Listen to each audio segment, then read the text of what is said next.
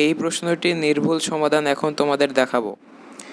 ক নাম্বারে কি বলেছে আমরা দেখি যে নতুন চকচকে একটা চামচ নাও, ওটাকে পর্যবেক্ষণ করো। পর্যবেক্ষণ করে কি দেখছো তুমি? যে চামচের ভিতরের অংশটা কীরকম দর্পণ আর চামচের বাইরের অংশটা কীরকম দর্পণ। তো আমরা নিলাম, পর্যবেক্ষণও করলাম। পর্যবেক্ষণ করে দেখি যে চামচের ভিতরের অংশটা, অর্থাৎ যেটা দিয়ে খাবার তুলি, যেখানে খাবারটা যায় তোলার সময়, ভিতরের অংশটা অবতল আয়না হিসেবে কাজ করছে, আর চামচের বাইরের অংশ উত্তল আয়না হিসেবে কাজ করছে। এবার এটার চিত্র নিম্নে দেখাতে হবে, কারণ দেখো যে চামচের ভিতরের অংশটা, যে ভালো চিত্র হয়নি আমার, তোমরা ভালো করে আঁকাবা নিশ্চয়ই ইনশাল্লাহ। তো চামচের ভিতরের অংশ এটা দেখো অবতল, তাই এটা অবতল দর্পণ হিসেবে কাজ করবে। চামচের ভিতরের অংশ অবতল দর্পণ হিসেবে কাজ করে, আর চামচের বাইরের অংশ যেটা উত্তল, এই যে উত্তল দর্পণের ন্যায় কাজ করবে। চামচের বাইরের অংশ উত্তল দর্পণের মতো কাজ করবে। এটাই হলো ক নাম্বারের উত্তর। চিত্রকলা ভালো করে দিয়ে দেবা, তাইলেই হবে ইনশাল্লাহ। এখন আমরা খ নাম্বারটা দেখব। এখন আমি আগেই বলে রাখি যে খ নাম্বার নিয়েই বেশি ক্যাচাল। খ নাম্বারটা কেউই বুঝতে পারেনি। আমি এখন পর্যন্ত খ নাম্বারের সঠিক অ্যান্সার দিতে পেরেছে এমন একটাও ইউটিউবের চ্যানেলের কোনো ভিডিও দেখতে পাইনি। তো যাই হোক, প্রশ্নে কি বলেছে সেটা আগে আমাদের বুঝতে হবে। প্রশ্নে বলেছে যে চামচের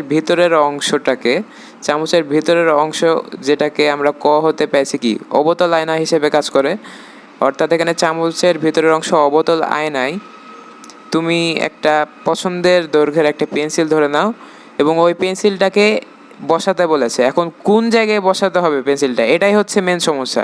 প্রশ্নে বলেছে যে অবতল আয়নার বক্রতার ব্যাসার্ধের ভিতর ও ফোকাস দূরত্বের ভিতর বসিয়ে। বুঝতে পেরেছো? এখন আমি চিত্রটা দেখাই। এই যে দেখো, এটা হচ্ছে চিত্র, সঠিক চিত্র একেবারে 100%। আমি যে শর্ত দিয়েছে প্রশ্নে ওই অনুযায়ী চিত্রটা আঁকানো হয়েছে। দেখো কেন? কারণ বক্রতার ব্যাসার্ধ বলতে কি সিও, এটা 4 সেমি, উদ্দীপকে বলছে 4 সেমি আঁকাতে হবে। 4 সেমি হিসেবে আমি আঁকাইছি অবতল দর্পণটা। এটা তো চামচ, এটা চামচের ভিতরের অংশ অবতল। আচ্ছা, তাহলে সিও হচ্ছে 4 সেমি, আর বলছে বক্রতার ব্যাসার্ধের ভিতরে হতে হবে প্রতিবিম্বটা। এটা একটা শর্ত, বুঝলাম, মানে সিও এর ভিতরে অবস্থানটা হবে। তো আরেকটা শর্ত দিয়েছে ও ফোকাস দূরত্বের ভিতরে হতে হবে। ফোকাস দূরত্ব আবার কি? এফও হচ্ছে ফোকাস দূরত্ব। অর্থাৎ তুমি যে বসাবা চামচের সামনে, তোমার পেন্সিলটা বসাবা, তো কোথায় বসাবা ওটারই শর্ত বলছে যে সিও এর ভিতরে হতে হবে আর এফও এর ভিতরে হতে হবে। অর্থাৎ আলটিমেটলি বলতে যাচ্ছে এফও এর ভিতরেই হতে হবে, কারণ এফও তো সিও এর ভিতরেই তো আছে, দেখতেই তো পাচ্ছ। কিন্তু অনেক চ্যানেলে অনেক ভিডিওতে করেছে কি দেখো, যে সি আর এফ এর মাঝখানে দিয়ে দিয়েছে। বুঝতে পারছো? ওরা বুঝতে পারেনি এই বিষয়টা। সি হচ্ছে বক্রতার কেন্দ্র, সি বিন্দু বক্রতার কেন্দ্রবিন্দু, আর এফ হচ্ছে প্রধান ফোকাস বিন্দু। তো বক্রতার কেন্দ্র আর প্রধান ফোকাস বিন্দুর মাঝে তো বসাতে বলেনি। প্রশ্নটা তো বুঝতে হবে নাকি? এর ঠিক মাঝখানে তো বসাতে বলেনি তোমাকে। বলেছে যে এ দূরত্বের কথা বলেছে, বিন্দুর কথা কখনো বলেনি। যদি বলতো যে বক্রতার কেন্দ্রবিন্দু এবং ফোকাস বিন্দুর মাঝখানে দাও, ঠিক মাঝখানে, তাহলে এখানে দাও ঠিক ছিল। কিন্তু সবাই দেখছি একইভাবে করে চলে গেছে। ওই তো একজন হয়তো ভুল সমাধান দিয়েছে এবং ওটাকেই সবাই নকল করে ভিডিও বানাচ্ছে। কিন্তু আমি তো ওরকম সমাধান দিই না। আমি তো প্রশ্নটা বুঝে ভালো করে সমাধানটা বের করেছি, সেটাই দেখাচ্ছি তোমাদের। তাহলে আসল কথা হচ্ছে তোমার পেন্সিলটা রাখতে হবে এফও এর যে কোনো জায়গায়। এফও এর মাঝে তুমি যে কোনো জায়গায় রাখতে পারো, কিন্তু আমি ঠিক মাঝখানে দিয়েছি। মাঝখানে বলেনি যদিও, কিন্তু আমি ইচ্ছা করে মাঝখানে দিয়েছি। এফও এর ঠিক মাঝখানে শর্ত অনুযায়ী ঠিক মিলে গেছে যে বক্রতার ব্যাসার্ধ আর ফোকাস দূরত্বর ভেতর হতে হবে। ভেতর বলেছে, মাঝখানেও না, ভেতর বলেছে। এখন মাঝখানে আর ভেতর তো একই, শর্ত পূরণ করেছে, মাঝখানে দিয়েছি। এবি পেন্সিলের প্রতিবিম্ব a dash B dash অবতল Darpan দর্পণে A B পেন্সিলের প্রতিবিম্ব এ ড্যাশ বি ড্যাশ গঠিত হয়েছে। উপরের চিত্রতে লক্ষ্য করি। এখন এটাকে বলতে হবে তোমার প্রকৃতি, আকৃতি, প্রকৃতি। প্রতিবিম্বের অবস্থান আয়নার পিছনে, দেখতেই পাচ্ছ। প্রতিবিম্বের প্রকৃতি অবাস্তব, কারণ আয়নার ভিতরে গঠিত হয়েছে তাই অবাস্তব, এবং সোজা, সোজা দেখো। আর প্রতিবিম্বের আকৃতি, আকৃতিটা কি হয়েছে? বিবর্ধিত, ছোট বড় হয়ে গেছে, মানে বেড়েছে, বিবর্ধিত হয়েছে। এখন এটার তোমার বিবর্ধনও বের করতে বলছে। বিবর্ধন কি করে বের করব? বিবর্ধন বের করার সিস্টেম আছে, দেখো। এ বি পেন্সিলের প্রতিবিম্ব এ ড্যাশ বি ড্যাশ এর দৈর্ঘ্য জ্যামিতি বক্সের স্কেল দিয়ে মেপে নির্ণয় করি। আমরা এটাকে সরাসরি এ ড্যাশ বি ড্যাশ এই যে প্রতিবিম্বের এটাকে স্কেল দিয়ে ম্যাপে কত পেলাম? 1.6 সেমি, এভাবে নির্ণয় করি। অনেকে দেখছি ইউ ভি ওই সূত্র দিয়ে চলে গেছে, দরকার নাই, কারণ প্রশ্নে তো বলেনি যে তুমি ও বিন্দু হতে এত সেমি দূরত্বে হবে তোমার বস্তু, মাঝখানে পাশে 1/3 দূরত্ব, এগুলা কিছুই বলেনি। জাস্ট দুইটা সূত্র দিয়েছে যে এফ ও এর মাঝে যে কোনো জায়গায় হলেই হবে। কেন এরকম কেন দিয়েছে প্রশ্ন আসতে পারে, কারণ এরকম যদি হয়, প্রশ্ন যদি বুঝতে পারে ছাত্রছাত্রীরা, তাহলে তারা এটা বুঝে করলে এক একজনের উত্তর এক এক রকম হবে। এটা কোনো ফিক্সড অ্যাসাইনমেন্ট না, এটা কোনো ফিক্সড উত্তর আসবে না, এক একজনের এক এক রকম হবে। ওই যে পছন্দের দৈর্ঘ্যের পেন্সিল, এখন তোমার পছন্দ 1 সেমি, আমার পছন্দ 3 সেমি হতে পারে, 2 সেমি, বা ভাইস ভার্সা, তার জন্য উত্তরটা ডিফার করবে। এখন আমরা বেশি কথা না বলে অপর পৃষ্ঠায় দেখি। অপর পৃষ্ঠায় চলে আসলাম। দেখো, এ বি পেন্সিলের দৈর্ঘ্য ধরেছিলাম 1 সেন্টিমিটার, আর এ বি পেন্সিলের প্রতিবিম্বের বিবর্ধন তাইলে কী হবে? এম সমান, এই সূত্র তোমার বইয়ে আছে, এল ড্যাশ বাই এল, অর্থাৎ যে তোমার প্রতিবিম্বের যে দৈর্ঘ্য আর তোমার বস্তুর যে দৈর্ঘ্য, এটার অনুপাতই হচ্ছে বিবর্ধন। 1.6 আমরা স্কেল দিয়ে ম্যাপে পাইছি, আর 1 তো ধরেছিলাম, তাহলে এটাকে ভাগ দিলে 1.6, অর্থাৎ পেন্সিলের প্রতিবিম্বের বিবর্ধন 1.6। খেয়াল রাখো, চিত্র আমি যেভাবে দিয়েছি ওটাই কিন্তু সঠিক। এখন এখানে কনফিউশন হতে পারে তোমার, আমারও হয়েছিল, সেটা কথা না। প্রশ্নে যেটা চেয়েছে আমি ওটাই ওই অনুসারে আঁকাইছি, ওই অনুসারে তোমাদের উত্তরটা দেখালাম। এখন প্রশ্ন যদি ভুল হয়, ভুল হলে সেটা সংশোধনী হিসেবে আসবে, আবার সংশোধনী দিবে। সংশোধনী দিলে আমি ওটাও তোমাদের বলে দেব, আবার নতুন করে সঠিক আবার দিব। কিন্তু যদি এটা সংশোধনী না আসে, অর্থাৎ যে প্রশ্ন দিয়েছে ওটাই যদি সঠিক হয়, তাহলে আমি যেভাবে দেখালাম ওটাই সঠিক। আর অন্যরা যারা দেখবা মাঝখানে ধরেছে, এটা মাঝখানে দিয়ে উল্টা চলে আসছে, প্রতিবিম্বটা উল্টা দিয়েছে, বুঝছো? ওটা ভুল। এখন আরেকটা প্রশ্ন আসতে পারে, এটা গুরুত্বপূর্ণ প্রশ্ন। তার আগে আমি চিত্রটা এখন তোমরা যদি প্র্যাকটিক্যালি চামচের ভিতরের অংশের দিকে তাকাও, আয়না হিসেবে ব্যবহার করো, তাহলে দেখবা যে তোমার চেহারা যদি দেখো, তুমি চামচের ভিতরের অংশ দেখবা উল্টে গেছে। তো এখানে কেন চিত্রে উল্টালো না? বুঝছো? বাস্তবে যদি তুমি একটা চামচ ধরো, নিজের চেহারা দেখো, দেখবা তোমার চেহারা উল্টে গেছে, কিন্তু এখানে কেন সোজা হলো? কারণ আছে। কারণ কি? এখানে বলছে যে ফোকাস দূরত্বের ভিতরে হতে হবে, এফ আর ও বিন্দুর ভিতরে হতে হবে, যে কোনো জায়গায়, বুঝছো? তাইলে অবতল আয়না কি, যখন এগলানে থাকবে এর ভিতর বা এগলানে, তখন উল্টে যাবে। আর যখন তুমি কাছে নিয়ে যাবা, কাছে নিয়ে যেতে যেতে যেতে ফোকাস দূরত্বের ভিতরে ঢুকে যাবা, তখন কিন্তু সোজা হয়ে যাবে।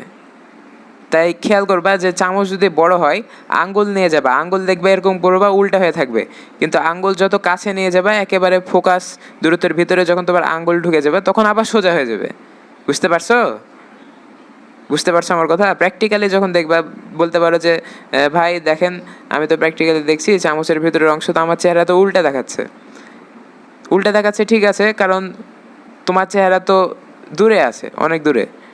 এখন তোমার চেহারা যদি এমন কাছে আনো যে ফোকাস দূরত্বের ভিতর তোমার চেহারা আনো, তখন দেখবা তোমার চেহারা সোজা হয়ে গেছে। এটা ফিজিক্সের ল, ফিজিক্সের ল, এটা তোমার বইয়েও আছে, দেখবা। এই যে বইয়ে দেখো বলেছে কি, অবতল আয়নায় একটি বস্তু ফোকাস দূরত্বের ভিতরে রাখা হলে প্রতিবিম্বটি বড় দেখায়। দেখো, বড় দেখায়, আবার সোজা দেখায়, ভিতরে দেখায়, অবাস্তব প্রতিবিম্ব হয়। এখানে দেখো বলেই দিয়েছে একটি অবতল আয়নায় একটি বস্তু ফোকাস দূরত্বের ভিতরে বলেছে, মানে ফোকাস দূরত্বের ভিতরে যে কোনো জায়গায় হলেই হবে। মেন কথা হচ্ছে ফোকাস দূরত্বের ভিতরে থাকা, মাঝখানে ডানে বামে সেটা কথা না, বুঝছো? এই যে দেখো বইয়ে তো আছে এই চিত্র, এটাই তো দিয়েছে তোমাকে। এই যে পেন্সিল দিয়ে উদাহরণ প্রশ্নেও একই দিয়ে দিয়েছে, বইয়েরই সব জিনিস উঠাই দিয়েছে। তাও দেখো কত বড় বড় টিচার বুঝতেই পারেনি। যে ভিডিওতে ওরা দিয়েছে কি এর ভিতর দিয়েছে এফ আর ও বিন্দুর মাঝখানে দিয়েছে, মাঝখানে দিলে তো অবশ্যই প্রতিবিম্বটা উল্টা হবে এখানে, কিন্তু ওটা তো প্রশ্নে চাইনি রে বাবা, প্রশ্নে চেয়েছে ফোকাস দূরত্বের ভিতরে রাখতে হবে, তাইলে সেটা কেমন হবে ওটা চিত্র জানতে চেয়েছে। তাহলে ক্লিয়ার হয়েছে কি বিষয়টা? এটা কিন্তু গুরুত্বপূর্ণ ছিল। তোমরা তোমাদের টিচারদের সাথে আলোচনা করবে এই বিষয়ে। আমি যেটা বললাম দেখায়ও, প্রশ্ন যদি যেটা দিয়েছে ওটাই যদি সঠিক থাকে, প্রশ্ন যদি সংশোধনে না আসে, তাহলে আমি যেটা দিলাম এটাই 100% সঠিক। আর প্রশ্ন যদি চেঞ্জ হয় তাহলে আমি আবারও উত্তর চেঞ্জ করে সঠিক উত্তরটা দেব, কিন্তু এই প্রশ্ন অনুযায়ী এই উত্তরটা 100% সঠিক। আর যেগুলো দেখছো যে এর ভিতর দিয়ে উল্টা বানায় দিচ্ছে প্রতিবিম্ব, ওগুলো সব ভুল, ওগুলো দেখবা না, ওগুলো একেবারে 100% ভুল। এটা খেয়াল করনি কেন আমি বুঝিনি, যে প্রশ্নটাই কিন্তু একটু কনফিউজিং। কোনো বিন্দু ফিন্দু বলেনি, কিন্তু বলছে যে বক্রতার ব্যাসার্ধের ভিতর আর ফোকাস দূরত্বের ভিতর, বিন্দু বলেনি, এর ভিতর আর এর ভিতর দুইটা কমন আছে, দুইটা শর্ত অনুযায়ী তাহলে পেন্সিলের অবস্থানটা হবে এর ভিতরেই। বুঝতে পারছো? আচ্ছা, অনেক বকে ফেললাম, বেশি লেন্দি হয়ে যাচ্ছে ভিডিও, তাই কথা না বাড়িয়ে আমরা গ নাম্বারে চলে আসি। সেম জিনিস, সেম প্রশ্ন, খালি এখানে পরিবর্তন করছে কি যে এবার চামচের বাইরের অংশের আয়না তোমাকে ব্যবহার করতে হবে। অর্থাৎ বাইরের অংশ কি? উত্তল আয়না। ক হতে পায় চামচের বাইরের অংশ উত্তল আয়নার ন্যায় কাজ করে।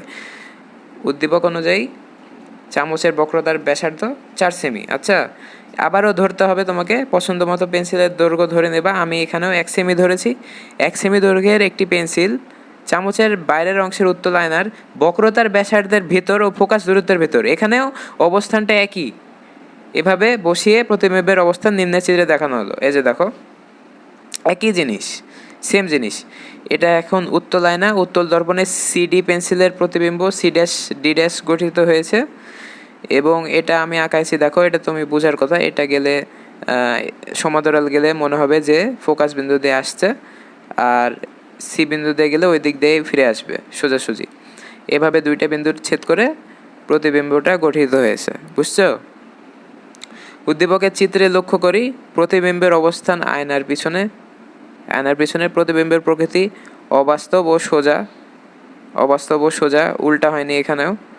এবং উত্তল আয়নায় তো তোমরা জানোই যে উত্তল আয়নায় সবসময় অবাস্তব প্রতিবিম্বই গঠিত হয়, কখনো বাস্তব হবে না, কিন্তু অবতল আয়নায় তো বাস্তব হয়। বুঝছো? এখন আমরা অপর পৃষ্ঠায় যাই।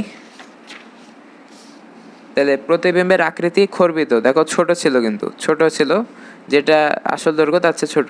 এখন একইভাবে খ নাম্বারের মতোই সিডি পেন্সিলের প্রতিবিম্বের দৈর্ঘ্য চিত্র হতে জ্যামিতি বক্সের স্কেল দিয়ে মেপে নির্ণয় করে পাই এল ড্যাশ সমান 0.7 সেন্টিমিটার।